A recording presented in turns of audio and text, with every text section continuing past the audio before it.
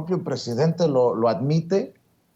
que su deseo de que la migración sea por voluntad y no por necesidad no está cristalizado. En el México de la Cuarta Transformación todavía hay miles de personas que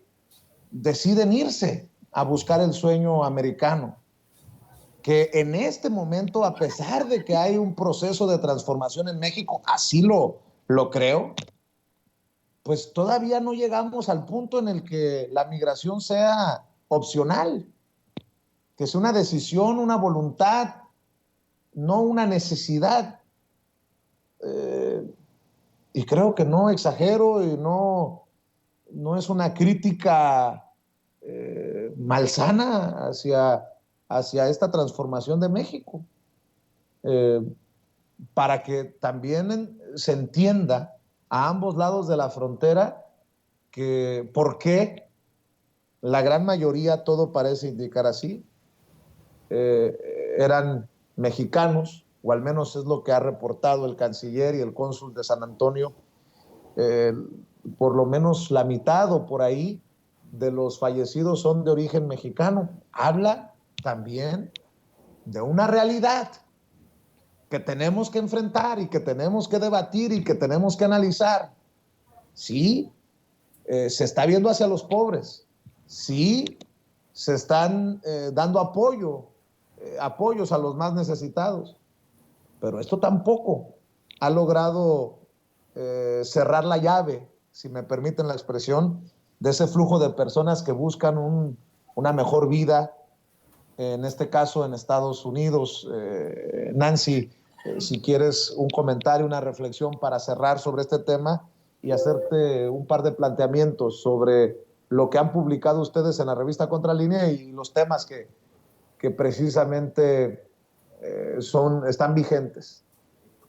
Pues es que es muy difícil, Vicente, que se cierre esta brecha que existía y que se profundizó en el neoliberalismo. Hay que recordar que un puñado de personas se volvieron inmensamente ricas, sobre todo a partir de las privatizaciones que ocurrieron en los sexenios de Carlos Salinas, de Miguel de la Madrid y de Ernesto Zedillo, sobre todo, que continuaron, por supuesto, con Vicente Fox y después con Felipe Calderón e incluso con Enrique Peña Nieto hablando del tema energético, ¿no?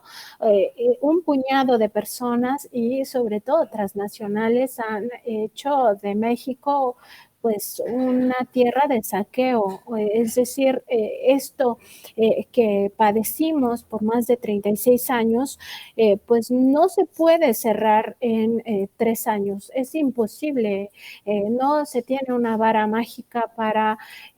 acortar estas brechas que se tienen entre los más ricos y los más pobres. Y pues no basta, en muchas familias no basta el apoyo económico que llega a través de los programas sociales, porque las necesidades son muchas. Entonces, pues sí, un poco la desesperación en la que entran estas familias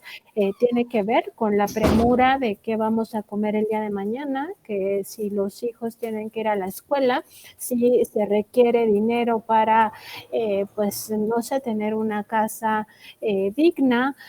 para vestido, para, ya no digamos, ni siquiera todos los derechos a los que tenemos, ¿no? La diversión, el aspecto cultural,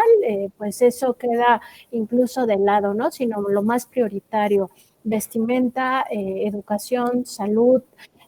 comida. Y en ese sentido, pues, no, 3 años no te generan esta estabilidad económica en la mayoría de las familias. Es un hecho que sí sirven los programas sociales, que sí han paliado de alguna manera esta pues pobreza extrema, y ahora lo estamos viendo en el tema de cómo se encuentra la economía en crisis a nivel global, y en México pues de alguna manera se ha ido conteniendo esta inflación y sobre todo la crisis que se vive al interior de las familias, pero esto no basta para que todas las familias se encuentren en la misma tesitura, y es pues obliga a pues a muchas personas a tener la convicción de migrar para encontrar mejores condiciones y sobre todo para ayudar a sus familias. Y pues esto es realmente muy difícil que se erradique. Yo creo que ni siquiera en una década, o sea, porque al final el modelo que estamos padeciendo todavía descansa en esos sistemas capitalistas donde unos pocos concentran la riqueza y unos muchos explotados, además saqueados en la riqueza que provee el propio planeta, pues son en los que descansa esa riqueza de los muy pocos. Y en ese sentido, pues tendría que ocurrir algo mucho más profundo, una transformación mucho más radical, que no creo que se pueda acceder y que todavía no encontramos un modelo económico que sea justo y que provenga de una discusión global, porque también aquí estamos inmersos en la globalidad y en ese sentido pues todavía es un poco más difícil. Cuando vemos cómo los gobiernos progresistas son atacados desde el imperialismo, específicamente desde los intereses de Estados Unidos, pues nos damos cuenta que no basta con la propia voluntad de un pueblo, no basta con los modelos democráticos que se han ido construyendo en las naciones latinoamericanas, que es el caso que nos ocupa ahora, sobre todo Centroamérica, por la tragedia de la que estamos hablando, sino que se requiere más bien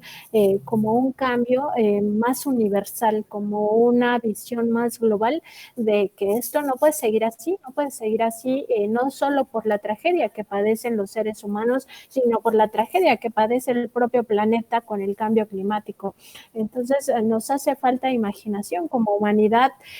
para enfrentar estos problemas y es obvio que un gobierno, pues por mucha buena intención que tenga, por mucha transformación que quiera hacer, pues no le alcanza y menos en 3 años, Vicente. Nancy,